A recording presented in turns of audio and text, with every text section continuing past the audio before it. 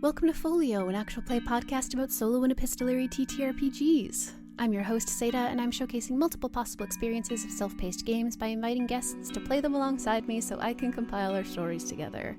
You can support the show financially at patreon.com/foliopod or ko-fi.com/foliopod. This is the final episode of our games of To Honor and Obey, a solo tarot RPG about an Arthurian lady protecting her own by Laurie O'Connell. The other two lonesome expectant mothers holding down the literal forts with me are Happy Birthday and Chloe Sobel. Check out HB's games at gm36.itch.io and Chloe's games at smallstories.io. Whenever a series ends, I post a public wrap-up on Patreon with a bunch of graphs and whatever. Today, of course, that includes a picture of the tarot card that Chloe cracks up about in this episode, so make sure you go and check that out.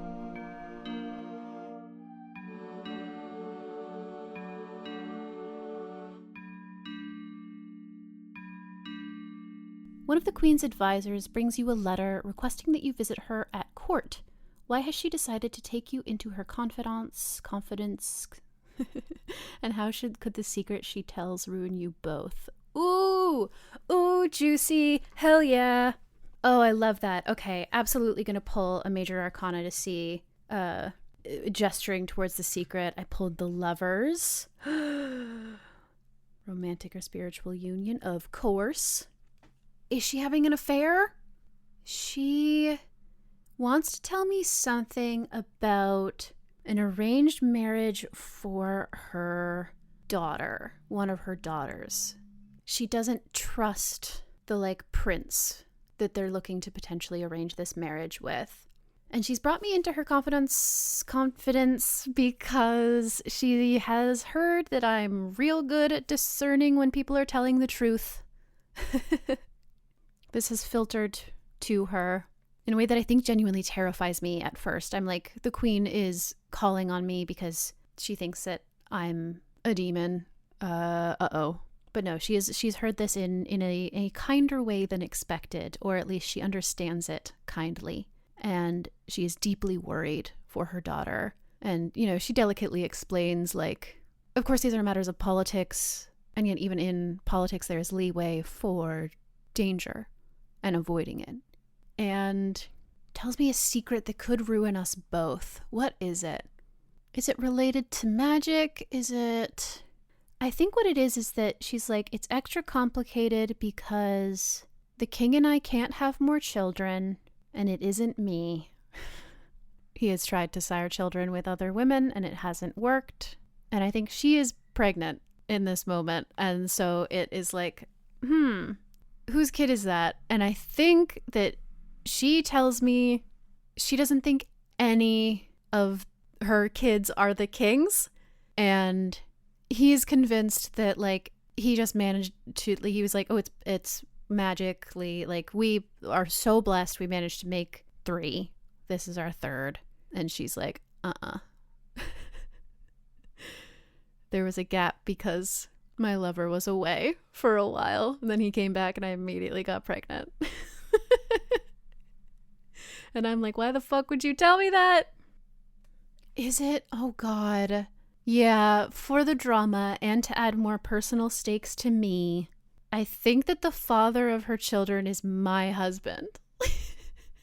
Yeah, fuck it. Why not? And so this would absolutely blow up both of our scenes. And I think that all of this comes out in a really odd way because I think that the Queen, she's heard that I'm good at discerning the truth, but maybe she thinks that I have to do it in very specific ways. And so she wasn't expecting me to be able to see through her. So she just wants information on this prince that her daughter is marrying. But I'm like, something's not quite right here. The questions I'm asking, I know that there should be a different answer to them. And so all of this information just comes tumbling out slowly and then all at once. And it's a fucking mess. And I feel less about it than I expected. I touch my visibly pregnant belly and look at hers and sort of smile ruefully and say, in a weirdly light tone that she's not expecting a prince. And she laughs and says something approximately as close to it as mine, yes. And I agree to help her. And later, I'll sit down and wonder why I didn't feel as much as I would have expected to learn this of my husband. I'm going to give my strength a token for seeing through the queen with my cool flowers. Your grandmother writes to you expressing concern over something she saw in a dream. How does it relate to your plotting? Do you use this foresight to your advantage? So I think my grandmother saw in a dream that someone was trying to steal an egg from under a chicken. And she is concerned that this means that something's going on with my baby. And it becomes clear to me that I have been too passive. It suggests to me that someone is going to start questioning my child's legitimacy. And so I use this to I use this to lead into the next card prompt, which is the Ace of Cups. You realize you need eyes and ears around the castle, so you place somebody loyal to you in the kitchen staff. Who is your spy? Do they overhear anything of note? My spy is the daughter of my wet nurse. We grew up together. We're as good friends as you can be, being in these two very different social strata, and I made sure that she came with me to the keep when I married. And she overhears that the magician has spies in my keep.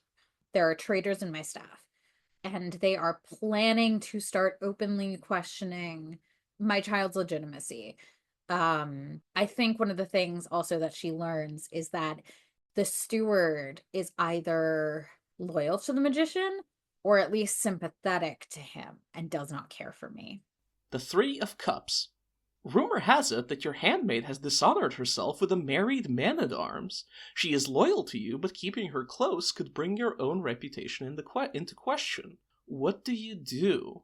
Okay, my handmaid. I think I like to keep close with my handmaids. There's a certain confidence between us, so I already know that this has indeed happened. I think I may have put my handmaid up to this. I think I've been trying to get closer to my man-at-arms, and I've successfully talked my handmaid into into trying to get to his weaknesses. And this is, I think, not under my specific orders, but I think at least the handmaid has interpreted it that way. They have started up a rather lurid affair, and she remains loyal to me, and she's asking, there is a great deal of attention coming our way. People seem to be cottoning onto this, but she's in love and he is. I don't necessarily know if he's in love. And, I could stand to be quite bold about this. Do my worst, because the worst has already happened. Or the worst may have already happened. Maybe the worst is yet to come. I don't think this is something I handle well. I think basically what happens is that I think in an effort to try and control the man-at-arms even further, I think I try to get his wife in my pocket to try and, entertain her personally and see if I can get closer to her, make a friend of her. And I think she correctly picks up on this as me having some sort of unseemly or cursed interest in her. And I think I think she makes a rapid exit from the castle to live with her relatives, which is kind of a solution, but does not either tamp down the rumors. In fact, it wildly intensifies them, as I seem to have destroyed my disloyal man-at-arms' marriage, which is directing a lot of attention my way. I'm going to mark that with the world. I think everything in my life veers toward a disastrous conclusion, except for the wildest and strangest things I might attempt. There is I think the handmaid and the man-at-arms are now basically living in sin inside of the castle, and there's even the suggestion that they may have been illegally remarried. I think people are spinning the story wildly out of proportion, and then the reality seems to be progressively matching up to the story. The vibes in the castle are becoming rapidly very rancid. My next card is the Philosopher, which is the Page, I think. There is another powerful woman who could help you, but you have a conflicted history with her. Who is she, and do you dare lean on her for support? Do you do something to bring her into your camp? So this chapter, as it were, is in part about the enemies maneuvering against me. And so I think these dreams are getting worse and more targeted and more tempting. And it is starting to feel more clear to me that this is a person. There is somebody who is making me this offer. And that isn't who I'm looking to be maybe helped by. That isn't who this question is about. Could genuinely be my mother, powerful woman I have a conflicted history with. But I think, pull a major arcana because I'm just not sure who this would be. I pulled the Emperor, creating and maintaining material order. I think this is like a housekeeper of sorts that we sort of inherited with the keep, who still has a lot of loyalty to the last people who lived here and has been openly resentful and expressed immense distaste against changes I've made. And I think I lean on her a bit in that, like, my dreams have been so much worse.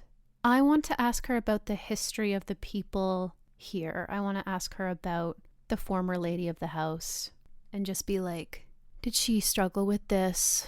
Is it the house? Is it the keep? What do I do? And I think I try to basically say, like, I haven't said this directly to you before, but I hope you know that I do not call into question your authority and expertise on this house. I haven't consulted with you more because I didn't want to trouble you. And I'm realizing, as of late, this may have been taken as a dismissal. And I'm deeply regretful of that. I would be interested in hearing the reasons behind why the house has been run the way it has, if you would be so kind as to explain it. And I think this gets her on my side a little. I think she still doesn't like me very much and is distrustful, and maybe most importantly is like, no, the former lady didn't have nightmares. You're crazy. Maybe you don't belong here. And I'm like, okay. But, you know, she chills out a bit with the snide comments and stuff and is a potential ally in, like, if we can agree on how things should be done, they'll get done. We just have to find ourselves in alignment, and this is a good first step to that. Let's put up the final card, the Queen of Cups. Ooh, one of the Queen's advisors brings you a letter requesting that you visit her at court. Why has she decided to take you into her confidence? And how could the secret she tells you ruin you both? Yes. I think the fact that my name has appeared in court is like, I think the king has received a letter from me and has immediately sent, gold to me, which to her indicates that I am somebody worth taking into account. And I think she has proceeded to learn more about me, about my whole existence, about who I am, about my husband. And I think there are a great deal of unanswered questions about me, and she has decided to try and get me into things so that we can try and answer those questions together. I do visit her at court. It is quite a journey. This is quite a remote keep. But I think, the local people are wildly relieved that I am no longer within the premises of the castle. Everybody breathes a sigh of relief and, dreads my return whenever that might happen. And I think she has, I'm going to draw another major arcana card, see what happens. Justice. What could justice mean in this context? Equity, rightness, probity, executive, triumph of the deserving side in law, reversed law in all its departments, legal complications, bigotry, bias, excessive severity. Not clear enough by itself. Let's draw another one and cross the original one with it. And the next one is the Fool. Folly, mania, extravagance, intoxication, delirium, frenzy, bewrayment. If the card is reversed, negligence, absence, distribution, carelessness, apathy, nullity, vanity. The Fool and Justice. Yeah, so I think the situation is, the entire thing with my husband and the king is maybe there is more to this than there at first seemed. There is a kind of, King Arthur defeated my husband and ultimately converted him into one of their allies. But I think that's not the only thing that passed between them. I think there is how shall I put this? That something is not as it seems with the king. Where after his battle with my husband, he has not been quite the same as he was before. I think ever since he has been in the company of my husband, there's been a shift in his behavior. He has become a little erratic, and with him the kingdom itself has become increasingly chaotic. There has been a sense of the rule of law progressively eroding around the country. The situation with the keep has only been one of many instances of this. There is a general sense of the entire kingdom going to pot, essentially. Disorder at all quarters. The House of Troubles is being built to its highest extent by the king and his knights as they proceed to go on increasingly unhinged quests rather than rule. Sort of in parallel to kings like, Richard the Lionheart or something like that, where I think people have not seen the king and neither his knights in many months now. They've all kind of gone off to pursue matters outside of England, outside of Albion, outside of our immediate sphere of interest, to go on increasingly expensive foreign adventures.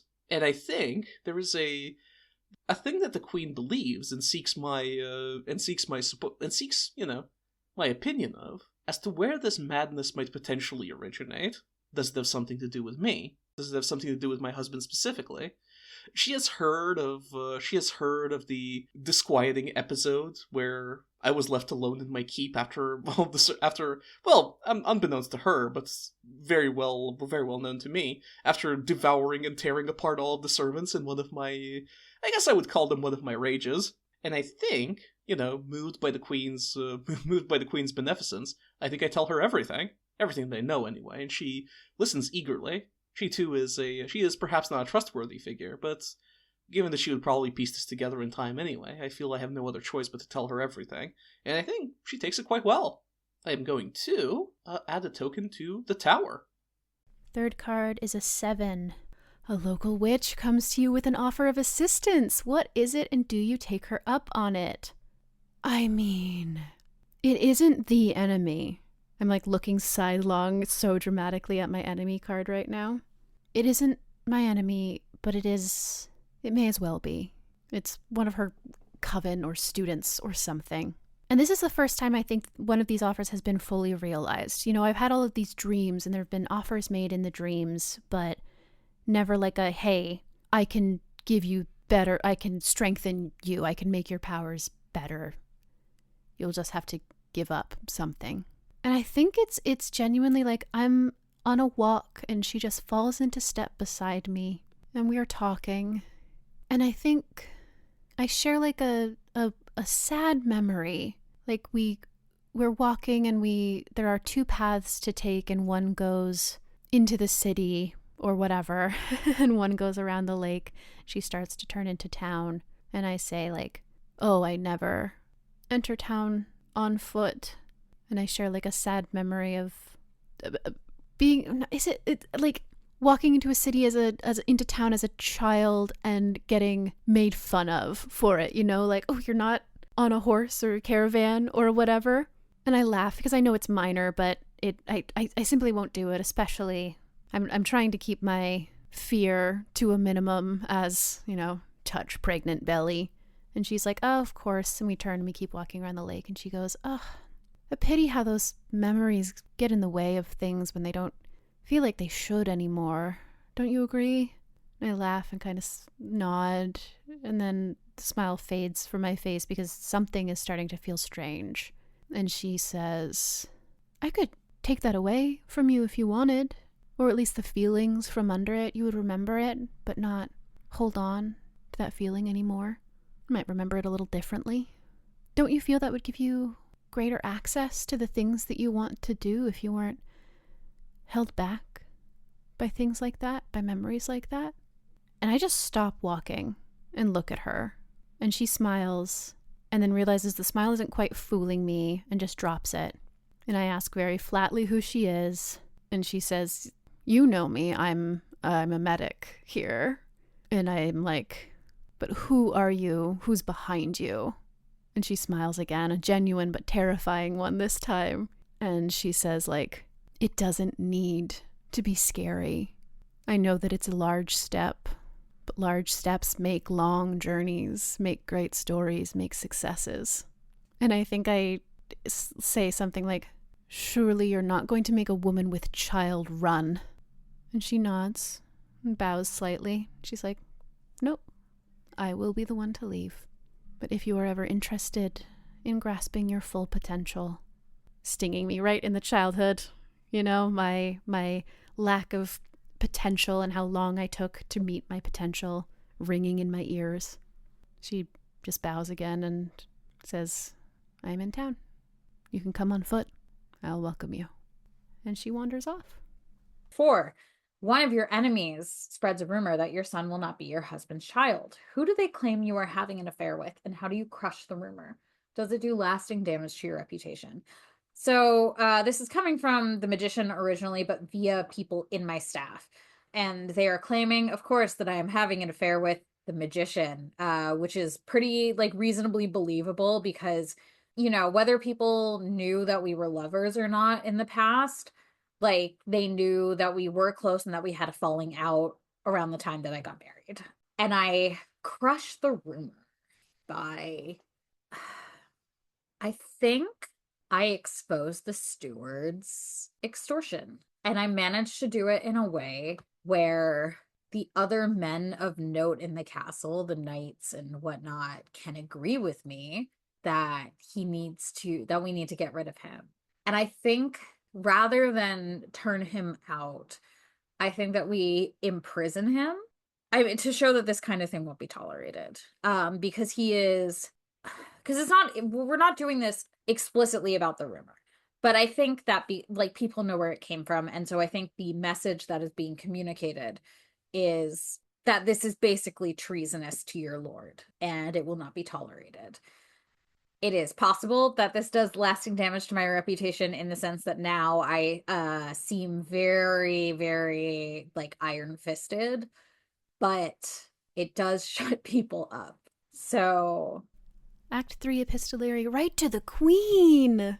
Oh, this leads in very well to what I was just saying. Using your best courtly manners, show the queen why she and her husband were right to trust you with this piece of land.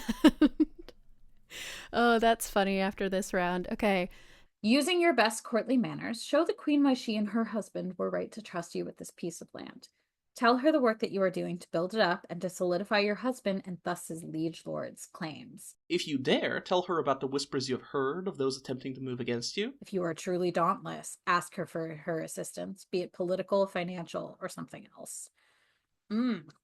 Oh, and this says the Empress card, if you don't hold it already, is now your second strength if something happens. So I shouldn't have shuffled those Arcana back?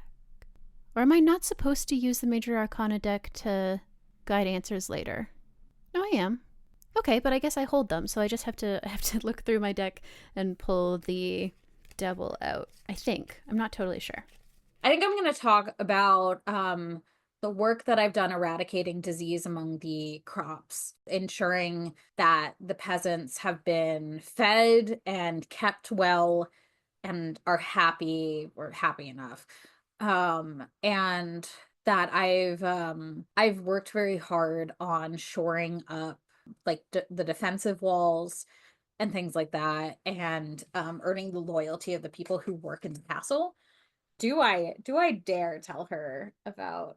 Yeah, I think I sort of subtly mention, surely people will talk. People are always talking. And I think one of the things that I'm sort of implying is that I have had to figure out on my own what rumors are worth listening to and what will go away on their own. And I think that I'm going to ask her to send me a new steward, one who is loyal to my husband's liege lord and therefore will have my husband's best interest in mind, hopefully. I guess I'm sort of inviting her meddling, but that's fine. With how sincere I was with the queen, there is a letter in which I lay out some of the more salient details of what has been going on with me, of why I believe that I am cursed and what I believe the curse is, how it taints everything that I do, how there is a strangeness surrounding me, much as there has been a strangeness surrounding my family for generations untold, and how this madness may indeed be contaminating not just my own bloodline, but the entire kingdom, now that, well, the king is obviously taken with his adventures and his bloody deeds in a way frankly excessive even for a sovereign monarch. And, after having told her everything, I ask her for her assistance. Which is to say, she has substantial resources. If she is able to do anything at all, I implore her to help. I mean, the Queen and I are old friends at this point. So what is it that I am asking her for? Political, financial, something else? I think it is financial. Because I think that, I'm coming to the conclusion that, for instance, that poet who's still a problem, if all he needs is a little bit more fucking money to calm down and shut up, great, let's get some money. And I think I'm just generally okay, I can continue to do my work. I just need people to trust me, and this is one way that I can get them to trust me. I'm not confident in politicking them into it. I think I just need to materially be hey, I will pay you more. Do you like me now? Cool. Relax. And I mean, I do the whole of course I write with my courtly manners and whatever, but we're kind of past that point. And so I make the ask relatively directly without a lot of build-up. And let's see how that goes. So flip a coin if you ask for help. Now it's a question of if I was right to trust the Queen. On heads, she provides you with assistance. The Empress card, if you do not hold it already, is now your second strength. Want to catch it. Let's see. On heads, that's a 1 to 3. Are we going to get it? We are! Delightful! Ooh, that's evens. So she is going to help me. Heads. Now I have to find the card. Well, the Empress is deep in there. Oh, there she is. Got it. The Hermit and the Empress. This too is Yuri. I think the Queen is sensible. She is quite experienced at this time with many curses and prophecies and things of that nature. I think she sends not a seer, but I think a holy man to, attend to my needs, to soothe my rages. And most of all, to assuage the populace that I am indeed working in the king's best interest. Basically sends a bishop over to smooth things over with the local populace, to, allocates funds to the construction of to the renovation and reconstruction of one of the nearby churches. There is a real sense of, oh yeah, people are, she is coming out in support of me very openly and publicly, and also marshalling her allies to help me too. And I think this is, for once, a really good development for me. And the bishop also presumably officiates a sneaky little marriage for the man-at-arms and annuls the previous one, for which the man-at-arms is also quite grateful for, and my handmaid is quite grateful for, because I have not, completely impugned her reputation here. I made the Empress card is gorgeous. You may add a token to it now and more anytime you make use of the Queen's aid in Act 4. Oh, cool. Okay. I made the decision to switch my tokens to, it's a combination of gems from alchemistresses and also the skull tokens from the Quiet Year. Purple tokens for the Queen, of course. Really just using all of my role-playing game paraphernalia for this. I think that wraps up our Act 3 antics. Now we enter into Act 4. All right, Act 4 wands. Which are feathers. Too many months have passed since your husband's, it says return, I assume it means departure. Too many months have passed since your husband's departure, and you have not heard anything of when he will be back. Tales of the king's battles with the Saxons and the Picts, stories of martial valor, fair magic and foul treachery, fill every hall from Bath to Tintagel, and yet you know nothing of his survival. The hour of reckoning will soon be upon you. Your enemy must move before your son is born. This act is split into 4 different paths, each of which represents different threats. First, draw a path from the Court of Wands. Okay. Don't forget to add tokens, etc., etc. Get the court out here. I fortunately separated this already ahead of time. I shuffled like shit. Oh, the page. Okay, we did it. Wow, this is a hilarious card. I wish you could see it. It's just this girl in a bikini who has apparently found treasure, and you can see her nipples in her bikini top. She's wearing this giant dagger on her hip, and I'm just Again, this is the most early 2000s, like early to mid 2000s thing I've ever seen. Anyway. This determines your enemy's method of attack. You must answer prompts from this path. My path is The goddess, which is the queen, right? Yes. the Queen of Wands, which is the Path of Scandal. Path of Scandal. That tracks. Yeah. Oh boy. Oh boy. So this is the path of attack. You wake up one morning feeling nauseous and unwell to a terrible commotion outside. As you stagger to the window, you hear the sound of shouting and the clashing of weapons, and you look outside to see that your castle is under attack. The limited defenders trying desperately to hold back the forces as you're at your gates. The Path of Scandal, beatings, Poisonings. thefts, and battles. Those things are par for the course for a lady of your stature. But everyone knows that if you really wish to harm a woman in the green hills and forests of Albion, you attack her reputation, not her person. A wound heals, but a successful rumor scars forever. Yeah. Draw a clarification from the Court of Wands. So the remaining 3 cards, shuffling them up again. Draw clarification. Your attacker is Night. Terrible beast. Its eyes aflame like no entirely earthly being. What is their connection to your enemy? I think this is a creature of my enemies that he's created with magic. I think it's like an enormous bear, but sort of like a prehistoric enormous bear. And I think it's under his control, and it is wrecking the castle walls. Your scandal is Prophet, which is knight? No. the King of Wands. Prophet is king. Okay. You or a member of your family is exposed as a traitor or oath breaker. Okay. I do love this. Is it my husband? Has something happened that has essentially made its way back here? I'm going to drop in the Major Arcana again. Why has your enemy found such a cruel way to ruin you? I mean, they're trying to force me into making a big move. They want me to meet my potential, right? Except, like, my powers. They want me to... I'm Anakin Skywalker. I'm Anakin Skywalker. And Palpatine is like, if your girlfriend dies of a broken heart, you will turn to the dark side. That's probably basically what Palpatine was doing. He's up to shit. He's got irons in the fire, pivot, etc.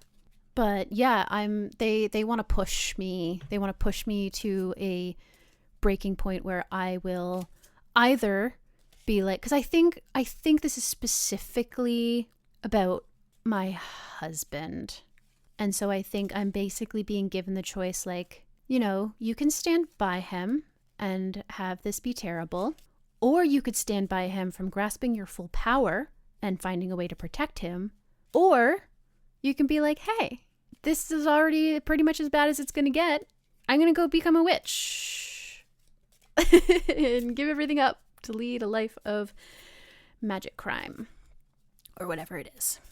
2 out of 3 options as presented there lead to me doing what my enemy wants. So pretty decent odds for them. The Magician. Okay. All right. The Magician is also known as the Mountebank. It is has a lot going on there. Maybe the scandal is that I am not who I claim to be. That the nature of my curse, and you know, the very obscure nature of my origin, the strange things going on inside in my entire story, I think one of the things that people realize is that I may not in fact be who I claim to be. Or maybe there's a simpler way to go about this, where I think what's going on is that it gets out that I was, you know, as a cursed being of some description, that I in fact may have, you know, killed an entire castle's worth of people in a rage. That I have turned into a beast and subjected the entirety of that keep to unrighteous violence, which is contrary to how werewolves should behave, in that they should commit righteous violence against you know, traitors, oathbreakers, and similar people who deserve it. And I think as a result of that, it gets out that I am cursed, basically. People are having a bad reaction to it because, well, nobody wants to live under a nobody wants to live under a lady who who turns into a beast now and again and claims livestock and people's lives. It seems like a very bad situation for all involved. So I think there is, there are angry mobs. There are like literal torches and pitchforks. There is general unrest, and I fear that the men at arms that I have, the situation is rapidly getting out of hand. Next, draw 2 cards from the numbered wands, which is what you've heard me shuffling in the background as I talk. So that's a 6. Which aspect of the attacking force is the most dangerous? How do you neutralize it? God, I think it is quite literally, it's like physical being. It's huge. It has incredibly sharp claws and teeth. And like one swipe from it can open someone's guts, basically. And how do you neutralize it? I think I called for my forces to fall back and attack with arrows. Like I leave it to the archers who can be distant from this thing, because clearly if you're in close proximity, it's going to destroy you. The Two of Wands. When the scandal is exposed, it is all anybody can talk about, but which element of it is true? So, obviously, I did kill all of those people in that keep. This is something that I unquestionably did. It is also true that now and again I have been transforming in the night, and it has, my pregnancy has made it a little more unpredictable as a result, has made it a little unpredictable as well. I do not have a precise recollection of this, but I do know that I have definitely eaten at least one person while I've been here. Now, it's unclear if I am the only monster around here, but it is very clear that some of the violence and cursed vibes that permeate this place are down to my presence.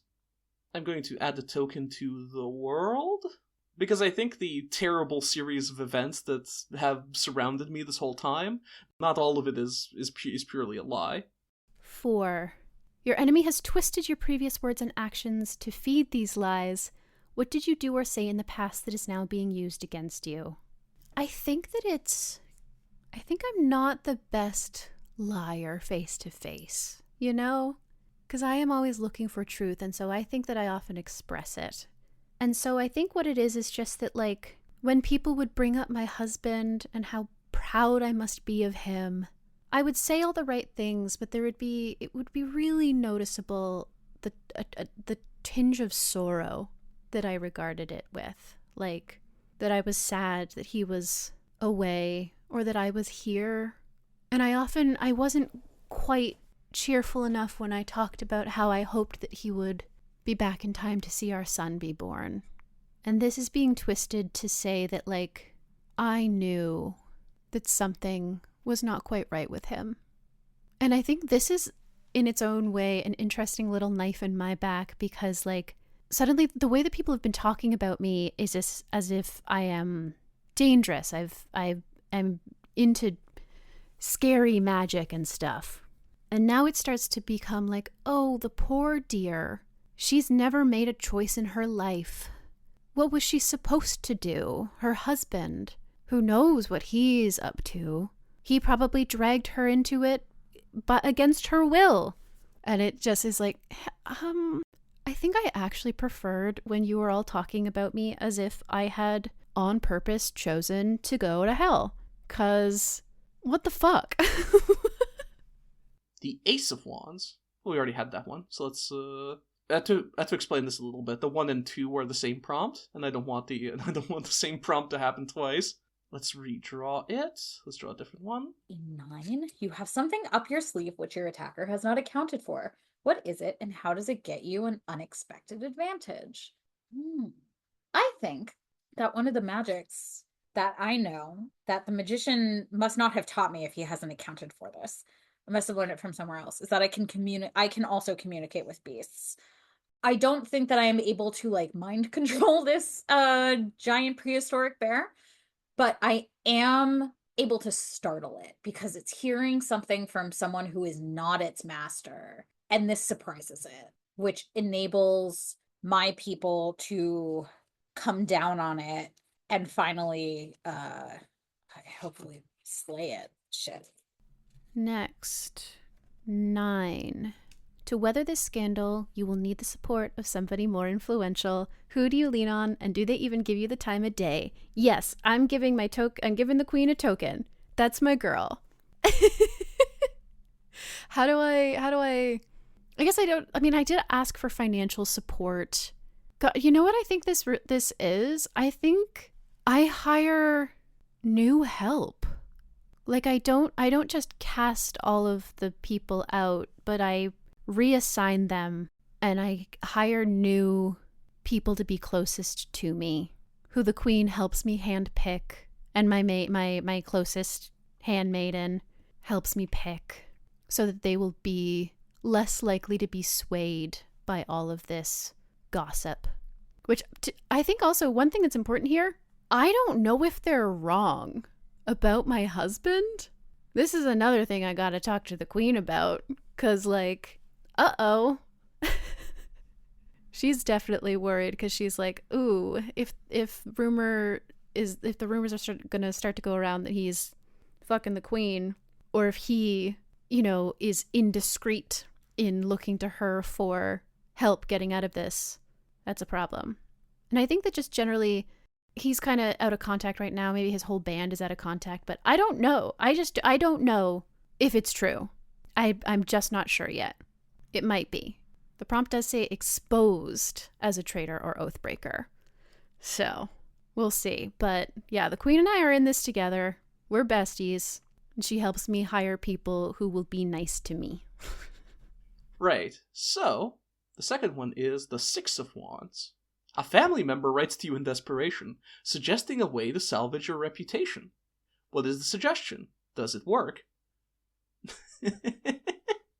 My mother writes to me, and her suggestion is to blame it on my man-at-arms, that he is indeed the cursed one, that he has had evil intentions this whole time, from his unlawful cohabitation with a maid to his various other crimes that I could undoubtedly try and pin on him. And I think it wouldn't have worked if it was just me here. However, the Queen's agents are also here, and I think I'm going to drop a token on the Empress, because between the Queen supporting me, her bishop also being willing to speak on my behalf, and just a general kind of authoritative support for my rule, I think what we do is that we frame our man-at-arms. I think we plant a wolf skin in his quarters. We launch an investigation. We find evidence that he has been, that he has been going out at night and attacking livestock and doing that sort of thing. And I think what we do is that obviously we punish him by death, which my handmaid is very broken up about, but if needs must. I really need to look out for number one here.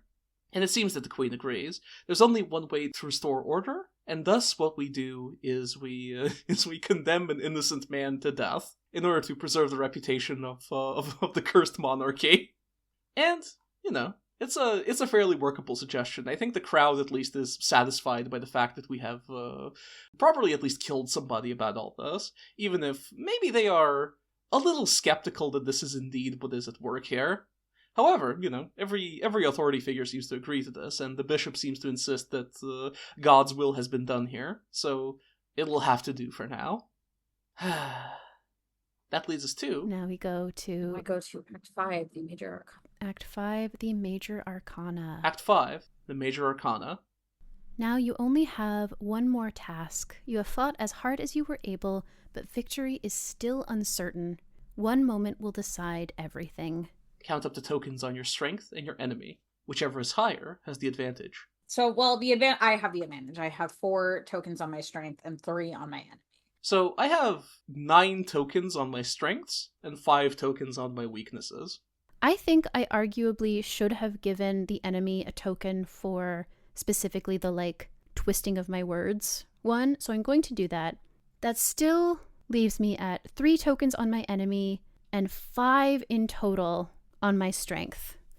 I had 3 on me and 2 on the Queen. I probably could have been a little bit more generous with tokens across the board, but that is okay.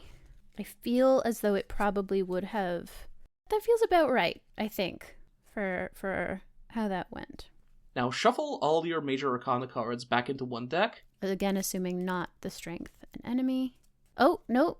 It says, whichever of you collected the most tokens will generally be victorious unless you draw your strength or your enemy from the Major Arcana deck. So, I do in fact have to shuffle those back in. I haven't been shuffling the strength and enemy back in because it says that you should put a token on them every time. So, I think that this is correct. I think that I should have had them until the very end of the game. Back into the deck they all go. Shuffle the stack and draw a card. This is your ending. Okay. What is my ending? I'm gonna shuffle the stack 3 times. The Emperor. That's exciting. That's fun. No way. Yes! Beautiful. Wonderful. I pulled the sun. I have drawn the world. How cool is that? After I set up like having sun powers and I'm having a sun. Amazing.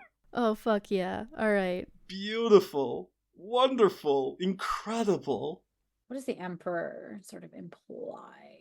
The sun, Mother Nature, consciousness, inner child. I have one of those. It's a baby that I'm having. Oh god, it got me again. Leadership, responsibility, structure, stability. Okay. Use the card to describe how you vanquish your enemy or are vanquished by them. Whichever of you collected the most tokens will generally be victorious unless you draw your strength or your enemy from the Major Arcana deck. If this happens, describe how you gain or lose the advantage in the final moments. Yeah. Describe how I gain or lose the advantage in the final moments. I think... Oh boy. I think my son is born, and my curse is not only passed down to him, he embodies it in a way that I never have, and I think what happens is... I suppose how I would describe him is kind of a beast in human form, which is not immediately apparent, you know? Every possible thing was against him turning out in any kind of good way. This was always what the prophecy referred to, even though it was not clear at the time. I survive. It would be too easy for me to die at this point. I'm a tragic ending type of person, but drawing the sun is so magical and crazy that I absolutely kill it. I need to check my character's name again. I think I survive for a long time afterward, as I raise my son inside of this keep. Lady Astigan Helladin will live forever. No, that's not true. But she does do this really well. I think the witch, the one who's been appearing to me in my dreams, comes to visit me. She's in the hall that I avoid. I'm taking my long way around it one night. The baby is super active, and I just have this feeling that I'm gonna give birth shortly. I'm walking around trying to work out some antsiness, and also potentially I hear that this may make the baby happen. I would love if the baby just happened. And I'm taking the long way around, and it hits me that I should walk into that hallway. And I walk to that hall, and the moon is framed perfectly at the end again, and then it gets cut as somebody steps out in front of it, maybe materializes in front of it even, just inside the window in the hall, and I'm at the other end looking at her. She steps forward, and I think she's also visibly pregnant, and she tells a story of seducing my husband, getting his secrets, and I smile. Sadly, there is a little bit of sadness in it, but it's a genuine smile. And I say, "Oh, you didn't have to go that far. You're not the only one." And she kind of blinks and looks surprised. And I look at her, pregnant belly, and I'm like, "In fact, your little one will have many more siblings. Perhaps more than even I know." And she steps toward me and she's like, "Well, then that's perfect. We're already sisters. You will lose everything. Come with me. You could be so powerful. You don't have to be contained." And I think that I look off behind her and I am thinking about it, genuinely. And I think that I tell her, "You've misread me. The things in my life that I want to change are not things you can offer me. I know what I am. I know who I am. I know that I'm good. I don't need more to prove that to myself. I already have it. It's actually something so small, something I can hold in the palm of my hand. I don't need it to be bigger. I don't need to be bigger. I don't want to pay your cost. I'll be blunt, I don't trust you. I don't trust your tallies. I've been learning a lot about ledgers and the ways that they can become unbalanced, the ways that numbers written down on paper can be different than the number of coins in a purse. I think I'll find my own way to realizing my full potential. I don't think I need you to show me. And she steps forward again and kind of snarls and very much has like a, oh, you fool moment. And I think my trusted maid appears with a torch that was lit by the sun. It's that flame that's been passing from thing to thing, lit directly by the sun. And she just stands, she's not coming into the hall because it will blow out, but she's standing behind me. And I think she just says, "Milady, I heard that you were restless. May I escort you to the kitchen for a drink?" And I just smile at my enemy, at this moon witch. And I just walk away, I think. I go and grab some water. And it's not huge, but it's enough. She thought that she had me so low that I would have no choice but to fall in line with her. But I did. I did have a choice. And I didn't fall in line with her. I think that my husband arrives right in time, leading a group of knights and soldiers from the royal forces, and they arrive. Like, it is coincidental, but it is right on time. I think they may have been escorting my new steward that the queen has sent me, and they're able to surprise the giant prehistoric bear from behind and bring it down through sheer numbers, because the bear is also, like, now the bear is being attacked on all sides. I think my husband never returns, and neither does the king. We are left inside of this keep, and I watch over the keep. I have gotten rid of all of my detractors. I have taken control of the nearby place. The queen has supported me through all of this. Now decide what happens next. Do you live? Do you die? Is this the end of your story? You've not been born in a time where your fate can be solely in your hands, but despite that, you have always had choices, and they have always meant something. Yeah. I think what happens is that my son grows up across the following years and becomes a monster unlike anything I could have ever been myself. He has grown up in poisoned soil. He has come from a terrible origin. He is the fulfillment of the prophecy. He will bring ruin to England and beyond. It's unclear if he will be the next king, or if in the future that we inhabit, we will even have kings of England at all. And maybe that's a good thing. But for us, he represents a collapse of the old order. I think my husband was indeed a traitor, but my girl the queen has my back and makes it very clear that I had nothing to do with this, and every cruel thing that anyone has ever said about me was his fault.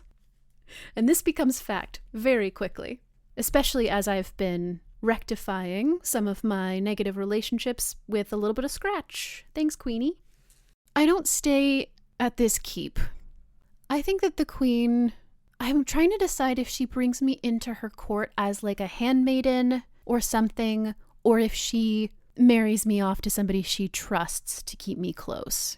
I did say I'm a little bit older, so it might be difficult to do a marriage thing.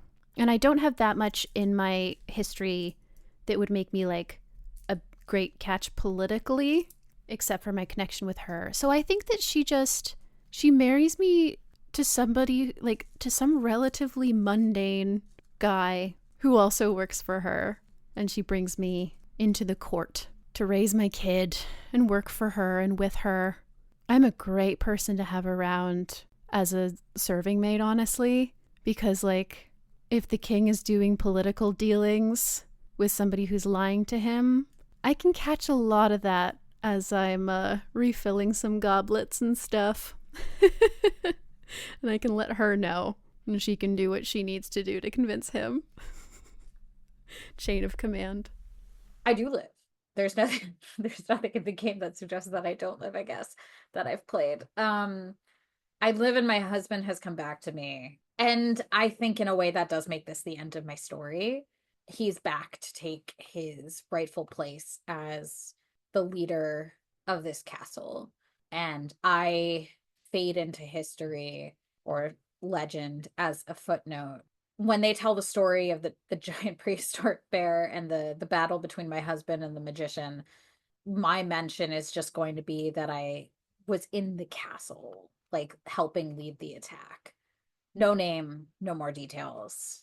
This is the most important thing I will ever do by some measures. And I think that's it. I do okay for myself. In bringing about the end of the world, I feel that I have discharged my duty at the very least. I have honored and I have obeyed. So it is, and so it will be. And that is the game for me. And there we go. The world. Oh boy, the world. We'll have to draw the world into being like a terrible thing. Or conversely, it would have been drawing the tower and it would have been a good thing. I am so delighted. It is the end of the journey, the end of the world. We have successfully created a separate eschatology for this particular version of Arthuriana. I feel like I kind of dipped into a little bit of Third Crusade stuff in there at the end, but that's specifically because that's the part of history that I know the most about. However, I'm really happy with where this ended up. I know that in many ways my unfamiliarity and discomfort, obvious discomfort with this genre space and even narrative probably meant that I told a story that didn't quite align with maybe what the game would have been intended for, but I did have a fantastic time with it. I thought that the prompts especially were so well done to give a lot of space, like, here's what happens. Do you react in this way or this way, and then what happens type of thing. Like everything was constructed really well to allow you a lot of choice in how you respond to things and have it still make sense.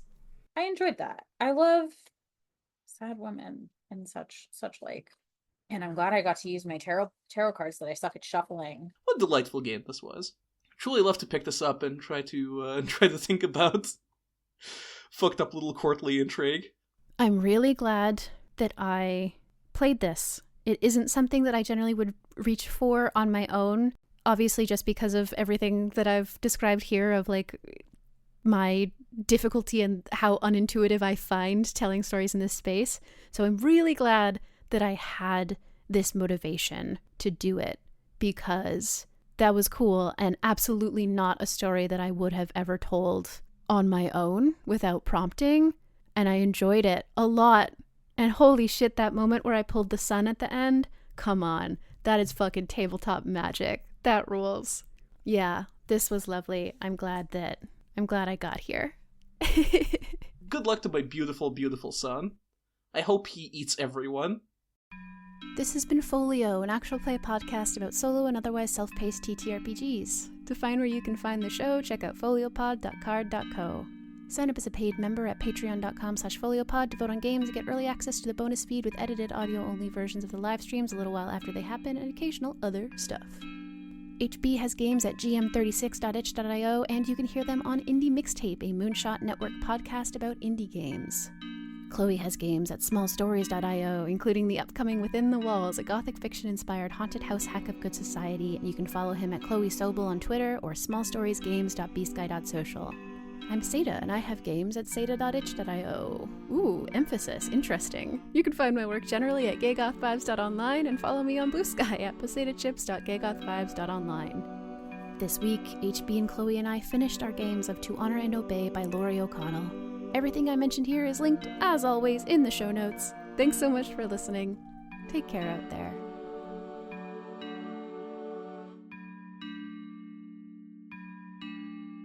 Anyway, I'm gonna clap one more time, just for the fun of it.